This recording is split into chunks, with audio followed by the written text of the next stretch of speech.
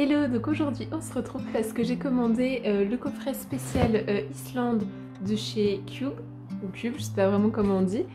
Comme vous savez, moi je suis abonnée de manière mensuelle chez Exploratology, donc j'ai jamais testé en fait leur box littéraire, mais là j'avoue que leur coffret spécial Islande m'intéressait beaucoup.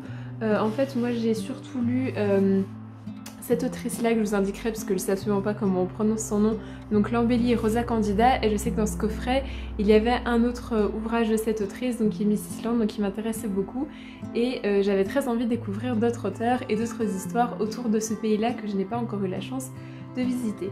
Donc je voulais faire le petit unboxing avec vous. Alors voilà comment la box se présente.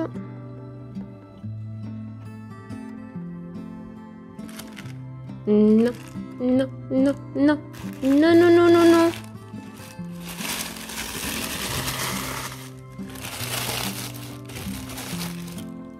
Alors, en premier, on a un petit carnet.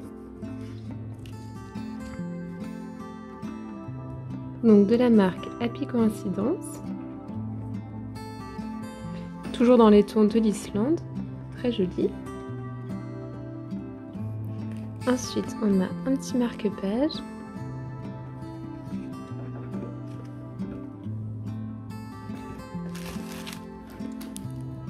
Alors là, c'est un jeu de 54 cartes des éditions Zulma.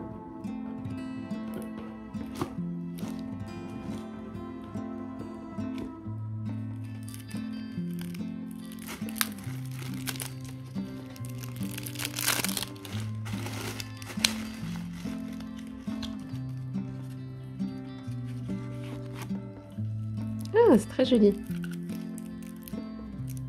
Je vais sentir.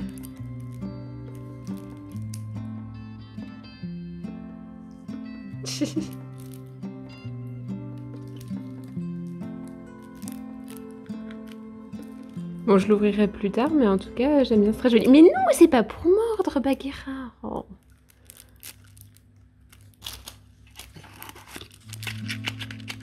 Hop, et enfin, le dernier petit goodies, c'est ceci. Et donc, en fait, c'est des... voilà. C'est du sel de mer, en fait, directement.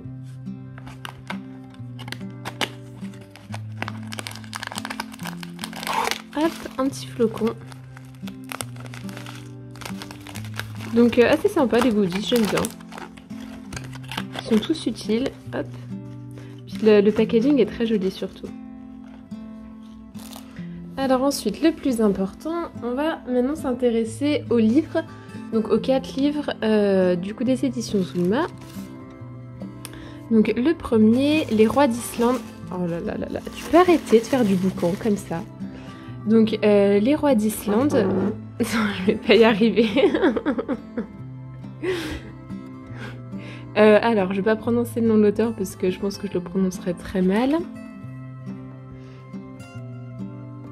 Alors, les Knudsen ont été marins, ministres, bandits, avocats, ivrognes, patentés, parfois tout cela à la fois, et souvent mariés à des femmes au sacré tempérament. En Islande, il n'y a ni monarque ni patronyme héréditaire, mais les Knudsen vous diront que leur dynastie règne depuis 2 siècles sur Tangavik, petit port de pêche battu par les vents. Ils ont bâti des empires et les ont perdus avec le même panache, toujours convaincus d'être les rois d'Islande.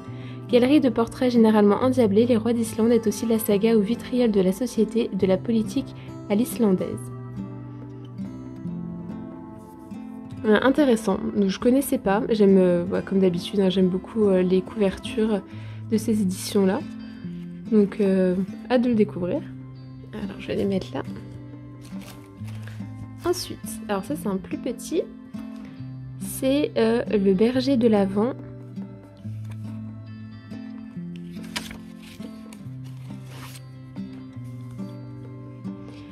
Alors, comme chaque année, début décembre, Bénédicte se met en chemin avec ses 2 fidèles compagnons, son chien Léo et son bélier Rock, avant que l'hiver ne s'abatte pour de bon sur les terres d'Islande. Ce qui compte avant tout pour ces 3 arpenteurs au cœur simple, ce sont les moutons égarés qu'il faut ramener au bercail.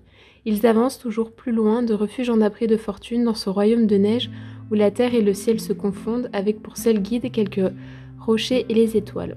En égaux, ils partagent la couche et les vivres. Mais cette année, le blizzard furieux les prend en embuscade. Donc je pense que c'est du nature writing. Il est assez court, il fait combien? Oui, il fait moins de 100 pages, moins de 90 pages. C'est comme une petite nouvelle finalement, j'ai l'impression. Mais ça a l'air sympa. Hop, ensuite. Alors, la lettre à Helga. Donc de toute façon, je pense qu'on aura 4 auteurs différents, ouais.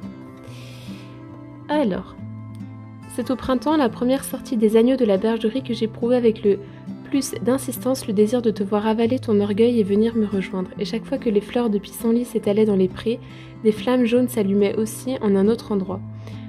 Oula, je vais pas prononcer le nom. Un homme simple, taillé dans la lave mais pétré de poésie, se décide enfin à répondre à sa chère Helga, sa voisine de la ferme d'à côté, la seule femme qu'il aima aussi brièvement qu'ardemment.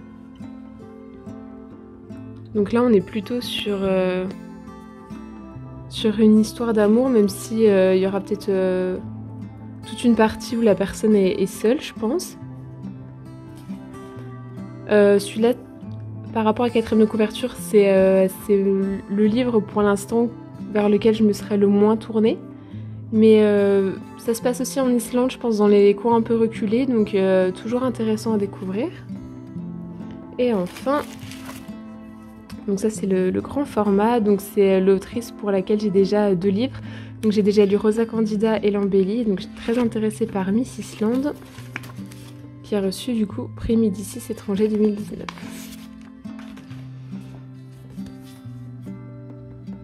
Alors, Islande 1963, Éclat 21 ans, quitte la ferme de ses parents et prend le car pour Reykjavik. Il est temps d'accomplir son destin, elle sera écrivain. Sauf qu'à la capitale, on la verrait plutôt briguer le titre de Miss Islande.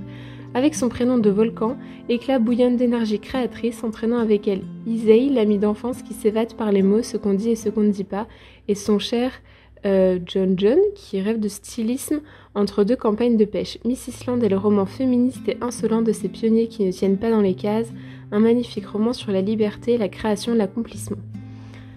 Bah, celui-là il me tente beaucoup, je pense que ça se peut que je commence même par celui-là. De toute façon, j'ai pas de soucis avec cette autrice-là, donc il y a de fortes chances que j'aime.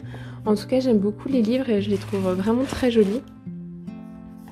En plus, c'est 4 histoires assez différentes. Donc ça va me permettre de bien me plonger dans l'Islande. Donc très contente de la sélection.